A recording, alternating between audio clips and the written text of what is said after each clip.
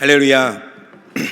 담임 목사님께서는 제가 후원하는 정희찬 선교사님께서 선교하시는 말레이시아에 지금 방문차 출타 중에 계십니다. 오고 가는 발걸음과 일정들을 위해서 기도하여 주시기를 바랍니다. 할렐루야. 오늘 끝까지 포기하지 않으신다라는 제목으로 오늘 말씀을 나누기를 소망합니다. 2023년이 시작되었습니다. 벌써 열흘이 지났는데요. 이제 정말 조금 있으면 다시 우리가 송구영신 예배를 드리지 않을까 참 생각을 하게 됩니다. 우리가 새해가 시작되었는데요. 우리가 새해가 시작되면서 많은 것을 결단하셨으리라 생각합니다. 올해는 뭔가 또 살을 빼리라, 올해는 무언가를 잃어버리라, 언어를 하나를 뭔가 해보겠다, 여러 가지 계획들이 있을 텐데요. 그 중에 우리 안에 영적인 결단들도 있으실 줄 압니다.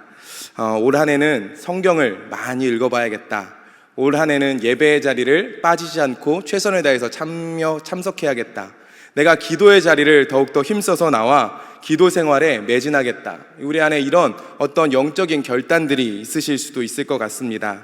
정말로 올 한 해 세우신 계획들을 다 이루시는 우리 성도님들 되어주시기를 간절히 소망합니다. 근데요, 이제 좀 어려운 얘기를 해야 될 것 같은데, 우리가 참 계획을 하고 소망한 대로 다 이루면서 살면 참 좋겠는데 우리는 참 연약합니다.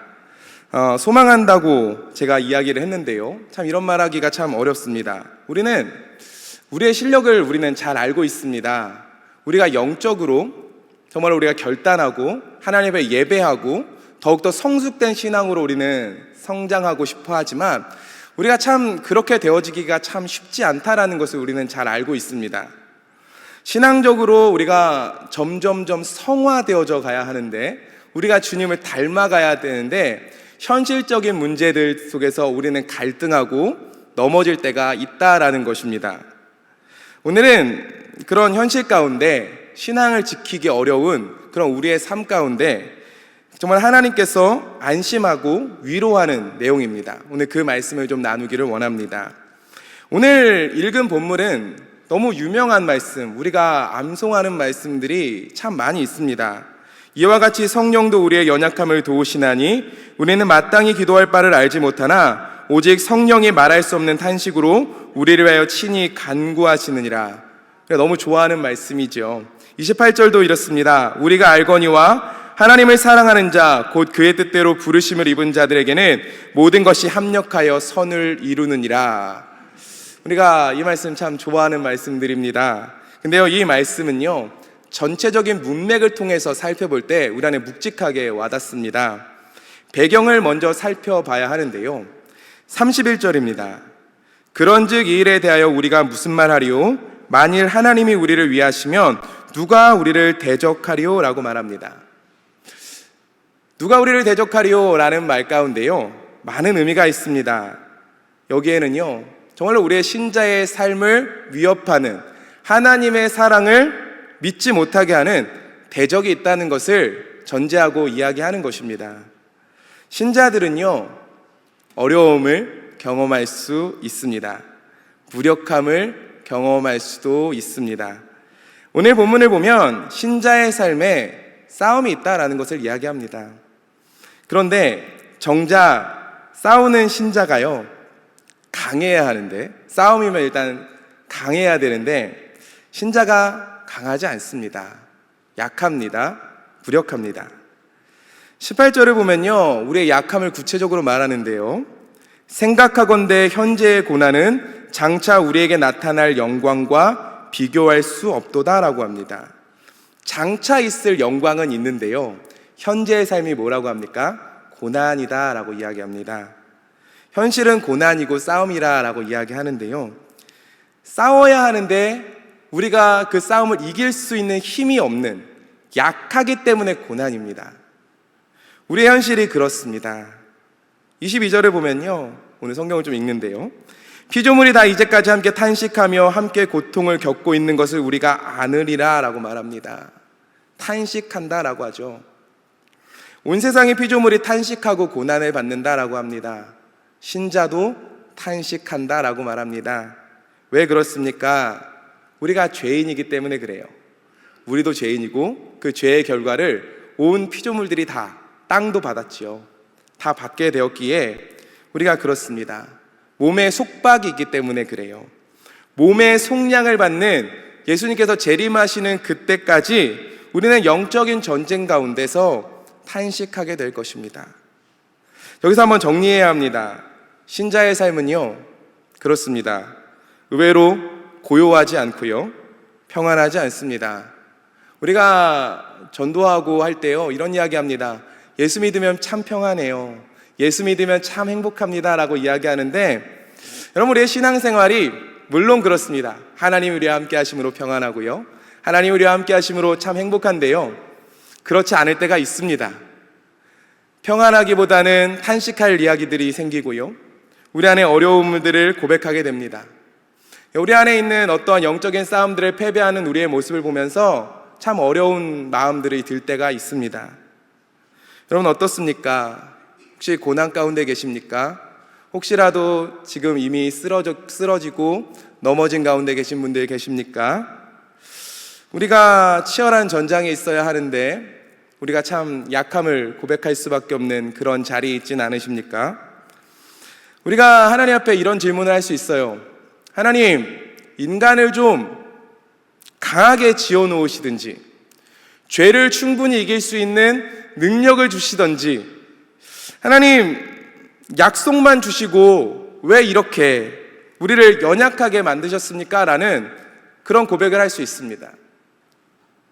약함과 무력함을 느끼게 되고 그 안에서 신앙적인 어떠한 열심을 포기하게 될 수도 있습니다. 오늘요, 이 앞에 오늘 8장 전에 7장에 사도 바울이 자신의 고백을 드려요.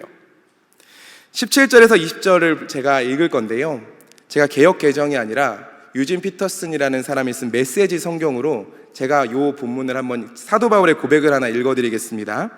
17절에서 20절인데요, 이렇게 말합니다. 사실 내게는 명령 이상의 무언가가 필요합니다. 율법을 알면서도 지키지 못하고 내 속에 있는 죄의 세력이 계속해서 나의 최선의 의도를 좌초시키고 있다면 분명 내게는 다른 도움이 필요한 것입니다. 지금 내게는 있어야 할 것이 없습니다. 나는 뜻을 품을 수는 있으나 그 뜻을 행동으로 옮길 수는 없습니다. 나는 선을 행하기로 결심하지만 실제로는 선을 행하지 않습니다. 나는 악을 행하지 않기로 결심하지만 결국에는 악을 저지르고 맙니다. 나는 결심하지만 결심만 하지 행동으로 이어지지 않습니다. 내 내면 깊은 곳에서 무엇인가 잘못된 것입니다. 그래서 나는 매번 패배하고 맙니다. 이것이요, 우리의 어떤 신앙에 연약한 사람의 고백이 아니고요, 우리가 가장 인정하는 최고의 신앙이라고 이야기하는 사도 바울의 고백입니다. 부패한 내 안에 있는 죄성과 성령님의 명령하심이 계속해서 싸우는데 자신은 매번 패배한다라고 고백하고 있습니다. 이 사도 바울의 고백을 가지고요, 많은 학자들이 이것은 회심 이전에 예수님을 만나기 전에 고백일 것이다 라고 하는 학자들이 있습니다. 어떻게 사도 바울이 이런 고백을 하느냐라는 것이죠. 근데요, 아닙니다. 신자가 아니고서는요, 죄악을 느낄 수도 없고요, 탄식할 수도 없습니다. 하나님을 모르는 오히려 세상의 죄인들은 죄에 대해서 절망하지 않습니다. 신자가 죄를 느끼는 것이죠. 사도 바울도 우리랑 똑같은 성정을 가진 인간이기에 똑같이 고백하는 것입니다. 실제로는 선을 행하기를 결심하지만 선을 행하지 못합니다. 악을 행하지 않기로 결심하지만 악을 행하지 못합니다. 결심하지만 결심만 하지 행동으로 이어지지 못합니다. 이것이요, 사도 바울의 고백이에요. 여러분, 제가 너무 무거운 이야기를 하는 것 같은데요, 여러분, 만약에요, 여러분 중에 성경을 알아야 하고 하나님을 주인으로 모셔드리는 것을 고민하는 사람이 만약 이런 고백을 들었다면 어떻게 반응하겠습니까?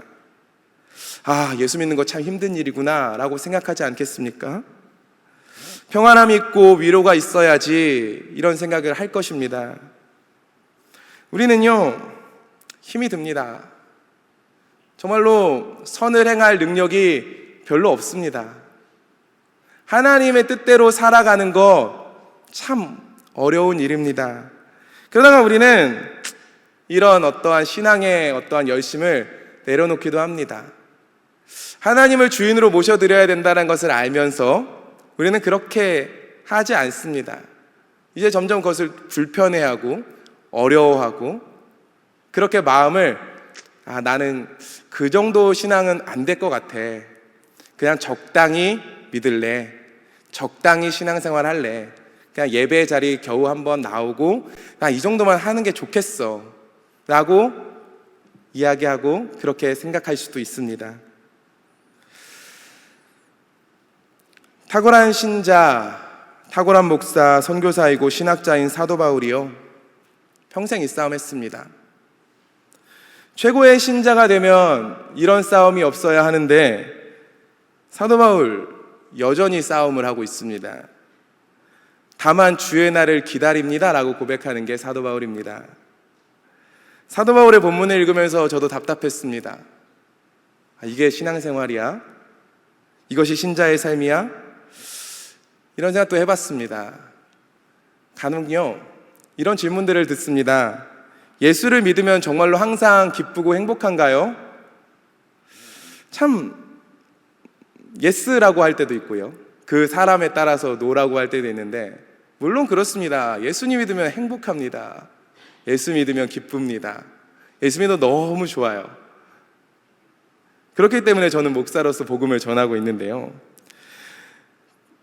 행복하고 담대해지고 기쁜 부분이 있지만 또 우리 안에 힘든 부분이 있어요. 내 안에서 하나님의 뜻대로 살지 못하는 무력감을 느낄 때, 그리고 하나님의 말씀대로 사는 것들이 너무 힘듦을 느낄 때 참 어렵습니다. 하나님께 죄송할 때도 있고요, 또한 이런 모습 때문에 하나님께 원망을 올려드릴 때도 있어요. 하나님 왜 저를 이렇게 만드셨습니까? 라는 것이죠. 시간이 지나면 죄를 짓지 않습니까? 신앙의 연수가 차면 죄가 없어지고 정말로 거룩하게 삶이 사라지는가? 여러분, 그렇지 않습니다. 탄식이 나오고요, 오히려 더 참 내가 뭐 했나, 내가 신앙생활 이렇게 오래 했는데 왜 이렇게 달라지는 게 없나, 왜 이렇게 나는 여전히 부족한가 라고 하실 수 있습니다. 우리 자신을 바라보는 한, 우리에게 여전히 우리의 부족함에 여러분 시선을 두는 한 우리는 계속 그런 부족함을 느낄 것입니다. 사도 바울이 이렇게 고백합니다. 7장 24절인데요. 오라 나는 공고한 사람이로다. 이 사망의 몸에서 누가 나를 건져내랴. 여러분, 제가 오늘 이렇게 설교를 끝내면 여러분 큰일 납니다. 여러분, 힘들구나, 어렵구나 라는 얘기만 하면 안 되고요, 이제 좀 반전을 좀 드리겠습니다. 우리는 우리 자신을 볼 때는요, 무력한 게 맞습니다. 죄를 이길 힘 없는 게 맞습니다. 여전히 부족하고 그렇기 때문에 갈등하고 우리가 계획을 세우지만 하나님 앞에서 아름답게 살아보겠노라 라고 결단하지만 우리의 힘으로는 할 수 없는 것 맞습니다.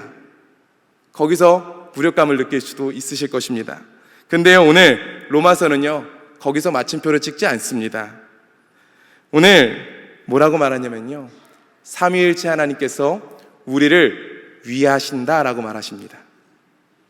성자 예수님께서 우리를 위하십니다. 사도 바울이요, 절망해요.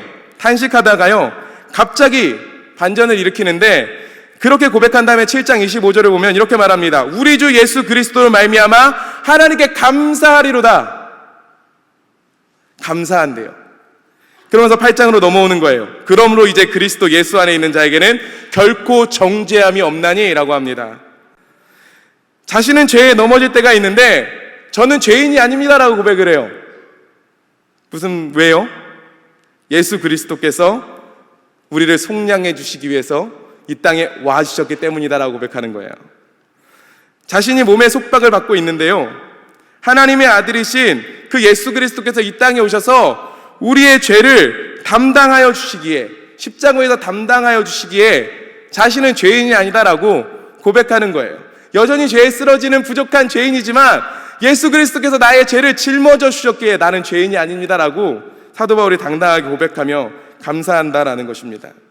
그러면서 성령 하나님이 일하시는 것들을 또 이야기해요. 거듭된 실패 속에서 약해지는 우리인데, 그런 부족한 우리인데 성령님께서 도와주신다라고 사도 바울이 말하고 있는 것입니다. 성령님께서 어떻게 도와주신다고요? 무엇을 기도할지도 모르는, 점점 쓰러지고 넘어져서 갈 바를 알지 못해서 어떻게 해야 되는지 모르는 우리를 위해서, 연약한 우리를 위해서 말할 수 없는 탄식으로 기도해 주신다라는 것이죠. 악을 바꾸어 선을 이루시는 분, 그분이 우리 성령 하나님이시다라는 거예요. 인간의 최대의 악이 선으로 바뀌는 자리가 어디입니까? 십자가 아닙니까? 악을 바꾸어 구원을 이루신 분이십니다. 그분이요, 우리의 넘어지는 그 악을 선으로 바꾸셔서요, 예수 그리스도를 붙잡게 하시고 예수 그리스도 안에서 다시 한번 살아갈 힘을 주신다라는 거예요. 우리가 약하여 도달할 수 없는 그 길, 그 순례자의 길, 우리의 힘으로는 갈 수 없는 그 길을요, 성령님께서 기도하고 있단다. 내가 너를 위해서 말할 수 없는 탄식으로 기도하고 있단다라고 말씀하시며 위로해 주신다라는 거예요. 그렇게 해서 소망을 주시는 것이죠. 절망하지 않도록, 우리가 우리의 힘으로는 할 수 없는데 절망하지 않도록, 내가 너를 도와주고 있으니까, 내가 너를 위해서 기도하고 있으니까, 내가 너의 악을 선으로 바꿀 거니까 라고 말씀하시면서 우리에게 힘을 주시고 위로를 주신다라는 거예요. 성부 하나님이 하시는 일은 무엇입니까? 30절입니다. 또 미리 정하신 그들을 또한 부르시고, 부르신 그들을 또한 의롭다 하시고, 의롭다 하신 그들을 또한 영화롭게 하셨느니라 라고 합니다.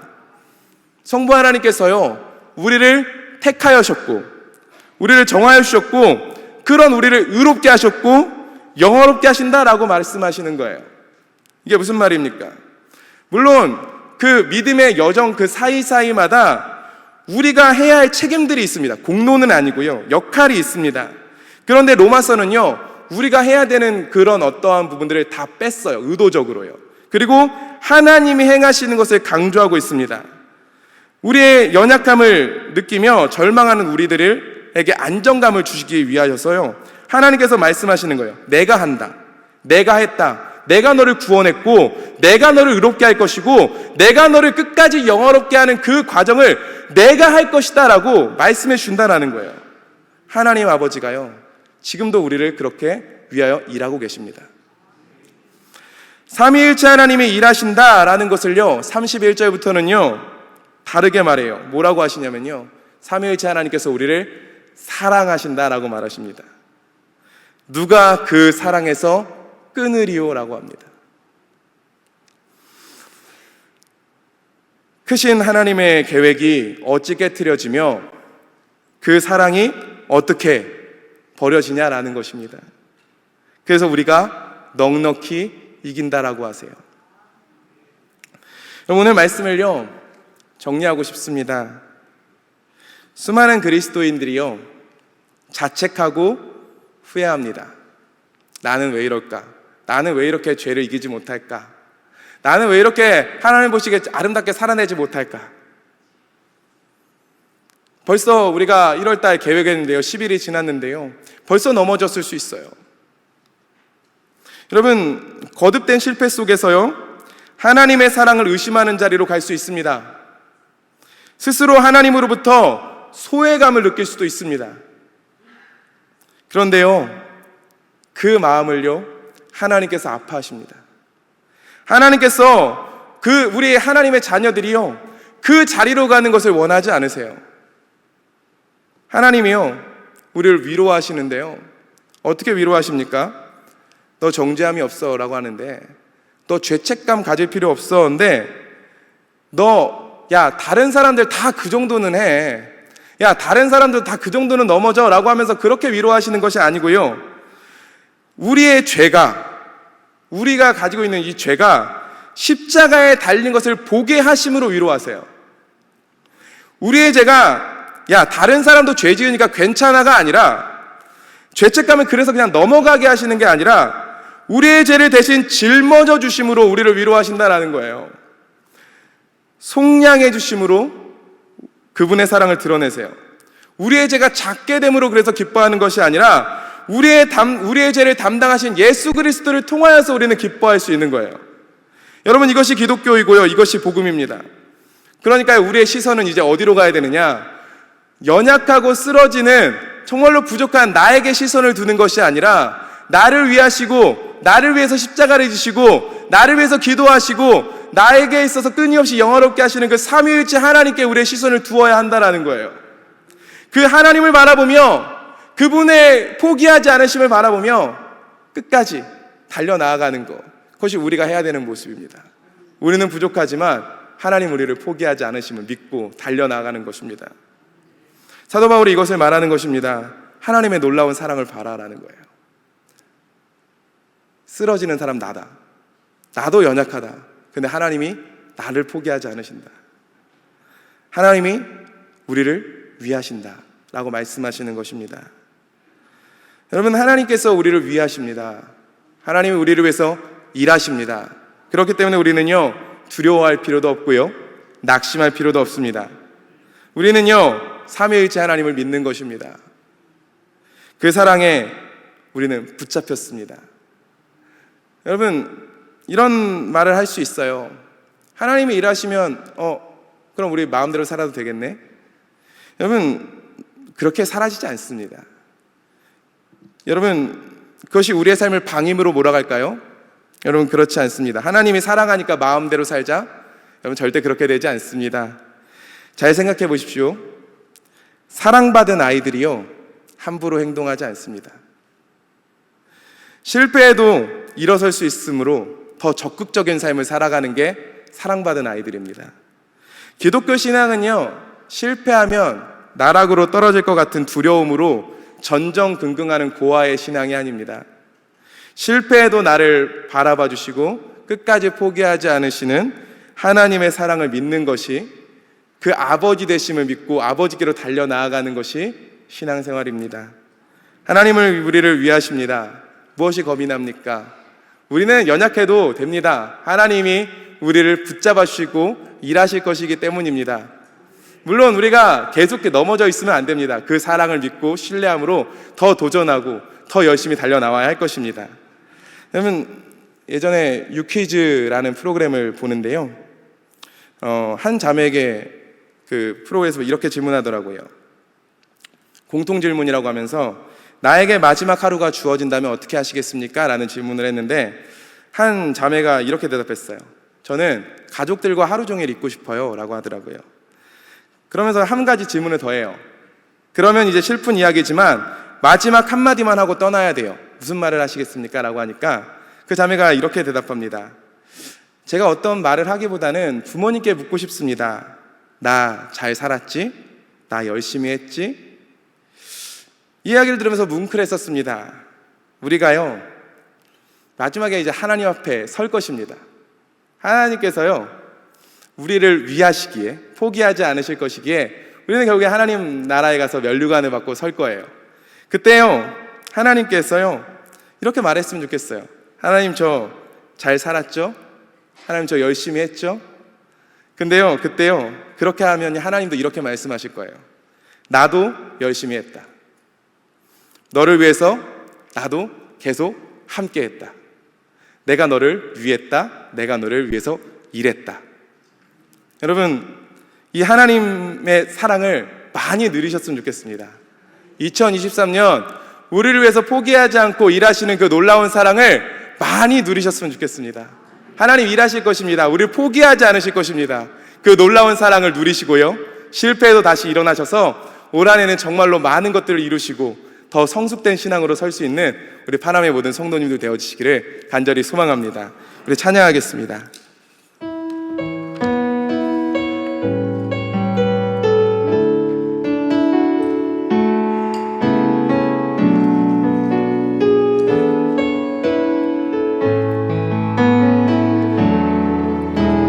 주여, 우린 연약합니다.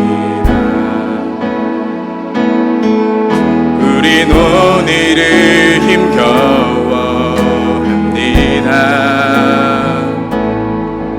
주뜻 이루며 살기에